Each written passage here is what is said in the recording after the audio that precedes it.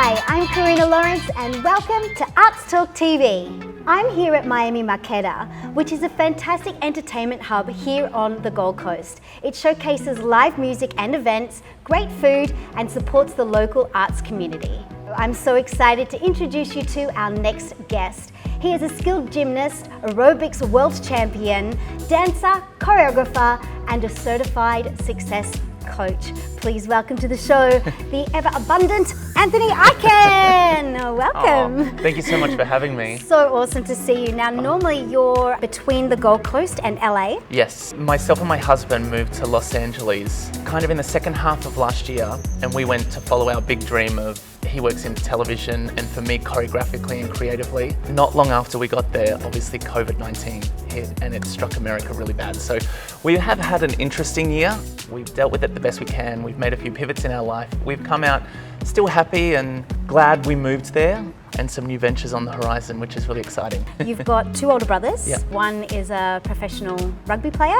Yes. And the other a singer. Yeah. Tell me, is that just an energy that you feel like you were bred into, so to speak? I remember growing up and my brother achieved really huge success while I was still a young teenager. Yeah. He was playing state of origin football and he was the youngest person ever to play for Queensland, that kind of thing. I just remember being so inspired by that. Like, it was almost like, well, if that's his avenue and he needs to do that, then I need to make waves in my own avenue. And not just little waves, I needed to make huge tidal waves. And then my other brother, who's just this super gifted, creative, I think he's the most talented of all of us because he has this gift from another place, that his voice is just incredible. And the way he writes poetry and songs and things like that, I was really inspired by him creatively. So I think I got that sports drive and determination from my older brother, and then the creative patience and dedication to your craft from my second oldest brother. Yeah. And I think I combined it into my own little thing. I think it worked really well in my dance career, anything I went after creatively. So you had an interest initially in being Yeah. a gymnast, training with the Institute of Sport. Yeah. And you got a bit of a knockback. They looked at you, and even at the age you were, he's going to be too tall. Yeah. So that was a blow, or Yeah. a first sort of knockback. You extended and found the love of aerobics. Yeah, I was devastated after being told I was too tall because my dream was always the Olympics, and I was winning all these competitions and doing really well in gymnastics. I wasn't too tall at the time, but I was going to be too tall. It was a blow because I was like, I'm not that yet, and I still love this sport. And it was a few years later because I was always a sports person, so I was doing really well in swimming and athletics as well. Yeah. But just by chance at my high school, there was an aerobics team and one teacher that knew I was really fast and strong and used to do gymnastics and I could flip and things like that. And she was like, you should be on our aerobics team. And my immediate response was like, absolutely not. Like, I was bullied mostly through primary school, so to get to high school and go, I should join the aerobics team, I was really hesitant. But as soon as I saw the sport and saw what it involved, and one-arm push-ups and twists in the air and right up your alley music, too, with I the was energy. like, yes. Very quickly went from just a local school thing to a state level to a national level and then to a world level. You won the silver medal at just 16 years of age at the national championships. Yes. And then a national title at 17. Yeah.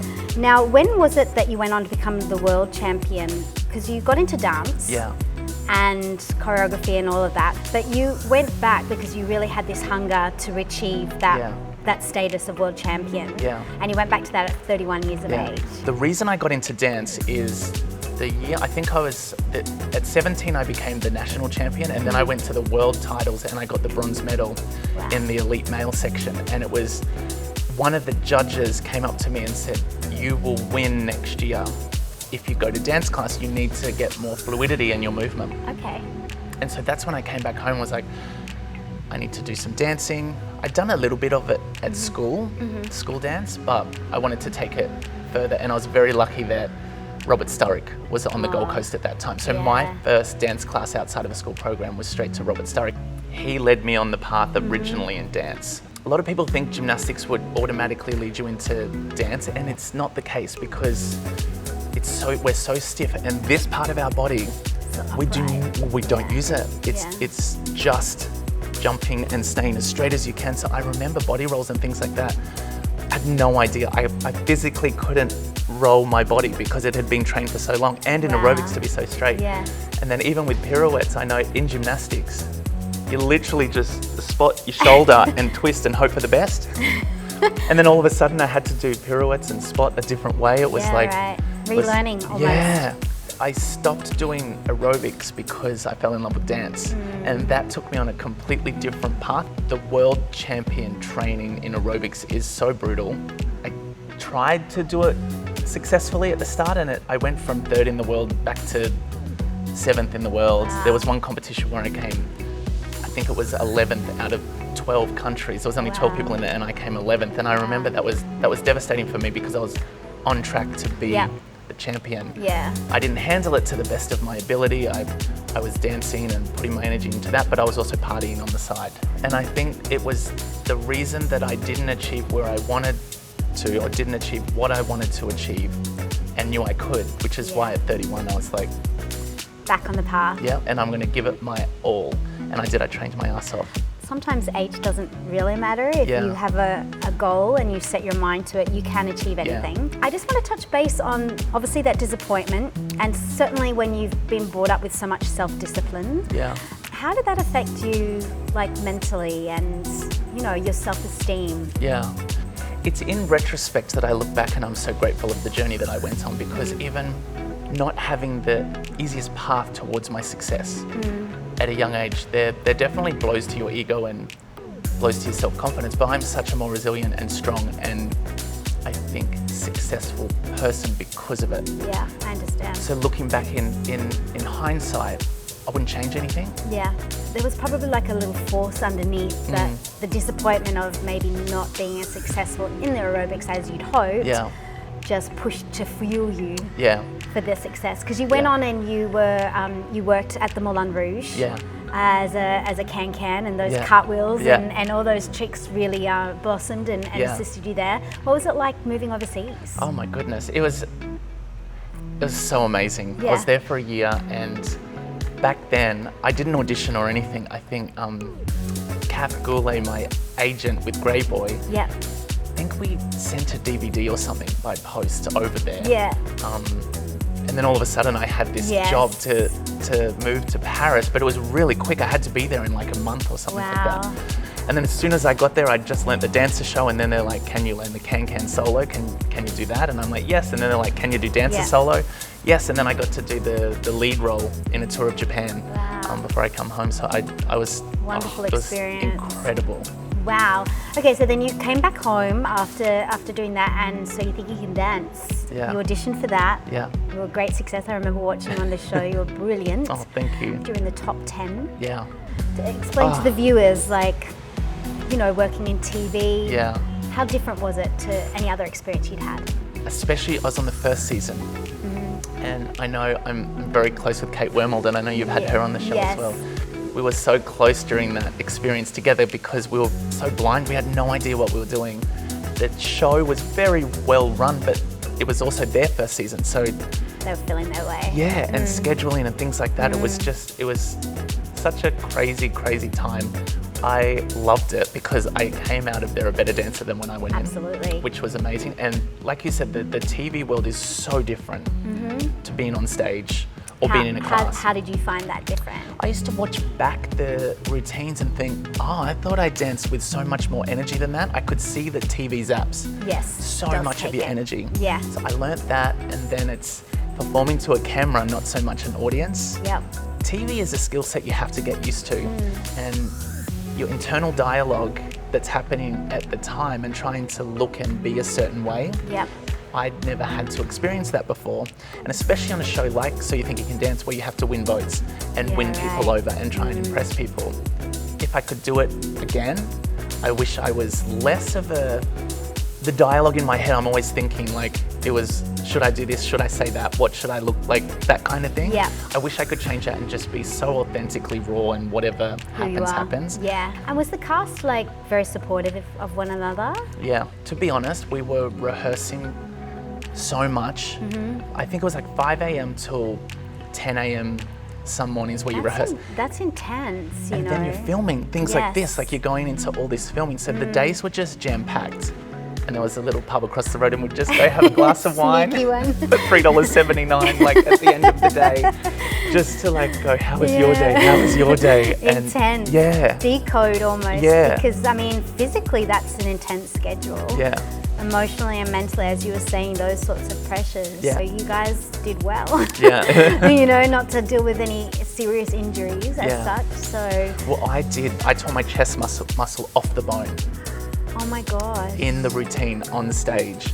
And then did you have to go back and film, or you just kept dancing with that? It was the final episode, and I do this like trick. It's a twist, and I land on the floor, and I just felt it go, bing, and my entire chest muscle shrunk to the size of like a 50-cent coin, and my heel, like the Cuban heel of the shoe that I was wearing, went like that. So I had to finish the routine with the chest muscle that wasn't attached to the bone, and my heel underneath was just flopping all over the place. It was the most surreal thing, and it was live TV. You can't shoot it again. And then the judges want to talk to you at the end. And I got rushed to hospital on morphine straight after that show, like in costume. Because it was like, it was missing from there. I don't even remember talking to the judges or anything like that. It was just this surreal moment of... I bet people were blown away when they actually realised. I mean, that's a showcasing of true professionalism right there, isn't it? When it's all said and done, hey? And I remember I was on morphine, and Rove at the time was filming next door, and they had Misha Barton on. Right. So I'm getting in an ambulance, and Rove's there, and Misha Barton's there, and like, hi. What's going on here? Love you. What's my life? And I'm in a disco outfit. With a broken Cuban heel. So you've moved from there your love of choreography with Angelus Productions, which is run by Sue Porritt. You've choreographed for Pink Flamingo and Lumiere, Circus at the Star Casino here, and Viva Tropicana, Solaria, Great Moscow Circus. So you guys formed a beautiful partnership, and I know for a long time there you were part of her team, which she's most grateful for and spoke very highly. Explain like how those doors opened from your perspective and created more opportunities for you. It's really important to have and build incredible relationships, and Sue is a really great example of that for me. I used to work for her as a dancer, and I did a bunch of things for her back in the day. We built a great friendship and a connection, and when an opportunity came up that she needed someone to choreograph something a little bit bigger, and it kind of worked perfectly because she comes from a circus world, I come from a dance and gymnastics world, so choreographing for her, I understood aerialists and acrobats and things like that. I could get their world, but also as a dancer I could create around that. I'm so inspired by her resilience and commitment to seeing the end result no matter what it takes to get there. I think she's a force. She's a really inspiring woman, and I just love being around that kind of energy. Yeah. You also worked, you had some time overseas, and you worked with David Atkins Enterprises in Qatar, as well as the associate choreographer for the Commonwealth Games closing ceremony. And in Las Vegas, you also did some choreography for Thunder Down Under. Tell us about those experiences. To work with David Atkins was amazing because what a legend. That came about from the Commonwealth Games in Glasgow. Before then, he took a bunch of Queensland dancers over there to do the handover performance from Glasgow to the Gold Coast. So I was one of the dancers on there, worked with that team, and then an opportunity came up to work for his team creatively and work specifically with Drew Anthony over there. And I was there for a couple of months, and it was amazing. It was the opening and closing ceremonies of the World Handball Championships. They flew in Gwen Stefani, Kylie Minogue, Pharrell Williams. It was like epic. And the Commonwealth Games got announced on the Gold Coast. I just wanted to be on the team that helped creatively with that. I'm born and bred Gold Coast, so I'm born at Southport Hospital. I'm a rare Gold Coast born and bred guy, so my heart is so in love with the Gold Coast, so to have that opportunity here was much bigger for me than just it being a ceremony. And I just loved it, and it was all volunteers, and there was professional dancers, but so many volunteers and people from all walks of life, and that was really special. And then Thunder from Down Under is, it's such a fun gig to go and work with the boys. They're not necessarily dancers, and I love that. In Las Vegas, it's sold out nearly every night. It's hugely successful over there. The owners of the show are from the Gold Coast, Billy and Jackie Cross. They're very dear friends of mine. Right. They've got this product over there that's incredible. And so to be involved in that, first and foremost, I love that it's a connection from the Gold Coast with Billy and Jackie. And then second to that, to work in Vegas on a production like that is just awesome. And I'm all about variety. Like I don't like to put myself in one box and say, I only choreograph ceremonies or I only choreograph Cirque style shows. If any young artist is out there listening, it's just make your connections really authentic and just be a really good person and say thank you to everyone and make sure you're on every job you are just a good person, because you never know when that's going to come back. I was going to say, it sounds like your pathway has been very much like based on what you did here that led into something else. I don't have a choreography show reel. So everything I get booked for is word of mouth. And then what I like now, I'm kind of stepping into this more director role or movement direction or creative direction where I can bring in some amazing up and coming choreographers, which I used to be. Yes. And now I can step back and look at much more of the bigger picture and use other people's skill and put their work on stage and give them accolades for the amazing things that they're doing. You've now moved into life coaching and success training, which is really becoming a huge passion of yours. Yeah. Explain to us how you got on that path. Within my choreography work or my dance businesses, or even as a coach for aerobics athletes, people would come to me as an extension of just training for advice and mentoring and inspiration. Yeah. So I've always been that go-to person for that, with my students or with other people in the industry or even my friends and family. So when COVID hit in America and everything got shut down, especially our industries, it was literally an Instagram post that came up that said Jay Shetty, who's one of my favorite people online as a motivational influencer, was launching this new course, and it was life coaching, and I was just like, well, I've got nothing else to do, so I may as well do that. Invest that time. I didn't even think I was going to be a life coach or a success coach. But honestly, after like a week of doing the course, I was like, this has got my name written all over it, and I love it, and I can help other people, and it's not just my opinion or advice. I'm actually learning the methodologies and the science and from experts of how to help people, how to lead them towards success and transformation and things like that. So I've loved the journey so far. I've launched this whole new business and I Can Achieve. Yeah. When did you start I Can Dance? Because that was another thing that we haven't talked about that much. That was a huge credit of influencing people as well. Yeah. I started I Can Dance when I was 20 years old, and it was, I opened it, it was aerobics, dance classes, cheerleading, and acrobatics. Yeah, right. And my dad had storage units in removals businesses, so he gave me this little bit of a space in one of his storage sheds. And then it kept growing and growing, and I kept kicking him out and needing more space. So in the end, I got the whole shed to myself. But I had that from the age of 20, and I sold it a couple of years ago to a really amazing friend of mine and a great person within the industry, Sid Mather. Yeah. But I had this business the entire time I was doing So You Think You Can Dance. I had it when I moved to Paris, and I just managed it with great people and a great team to be able to help other young people flourish in our industries. I read there was a beautiful quote that you said just in one of your recent posts, that you said success is when your imagination catches up with reality. Yeah. I love that. That just says it all. If somebody's out there that has a dream or a massive goal or something they've always wanted to achieve, that's what I do now, is I help people get there, because so many people have one setback and they quit. Basically, I call myself a success coach because I just want to help people be the success that they've always dreamed of. Whatever success looks like to that person or team. I love it. Yeah. I remember seeing your TEDx talk that you did, what was, again, a great influence, well received, and some beautiful valid points. Yeah. Oh, thank you. Yeah. That was scary. It was like, I'd never done motivational speaking before. I'd taught a bunch of classes and I've always motivated people, but to be booked for something on that scale straight away, it's really daunting. But once again, I'm a yes person to life, and I remember being so nervous and wanting to quit while learning this speech so many times, but I was like, no, this is such an opportunity and I need to do it.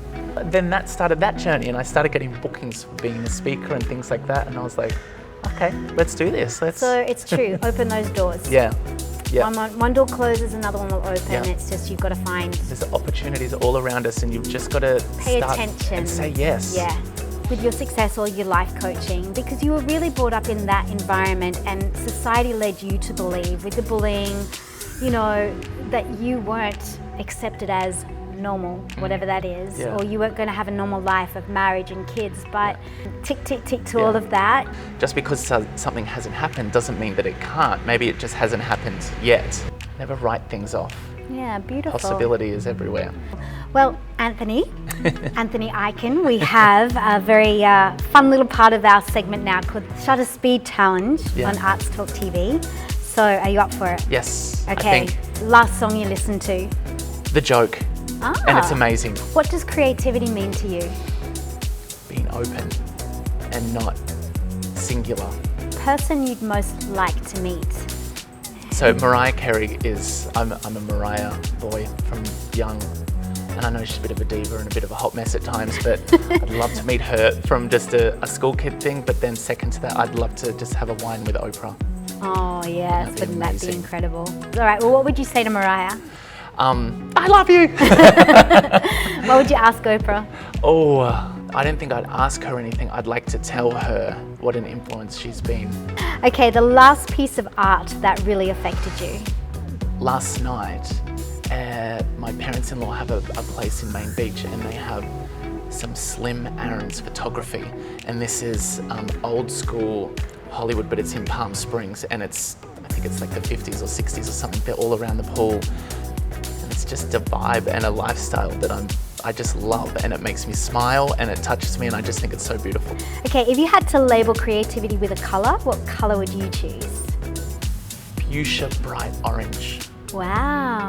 What would you most miss about the arts? Oh, the feeling of live arts.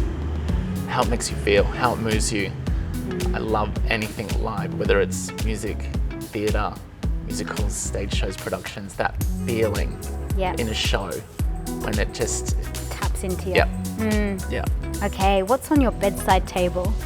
Oh, I've got a photo of my husband and I've got my watch charger, Apple Watch, and I've got the letter A, and Pete has the letter P on his side. It's pretty tacky, but it's a photo of him and the letter A and a charger. What chore do you most dislike doing?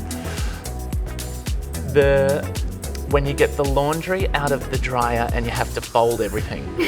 It's that bit. I don't mind washing and putting in the dryer, it's the folding. In one word, what does the arts mean to you? Community.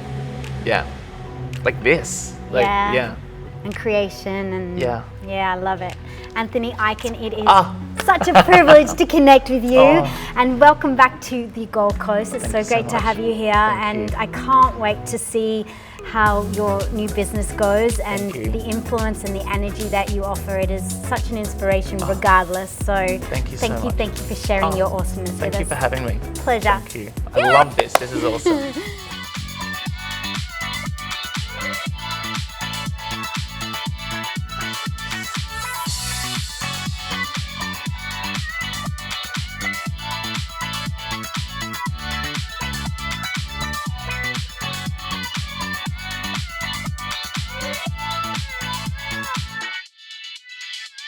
Thanks for joining us. We look forward to seeing you at our next episode.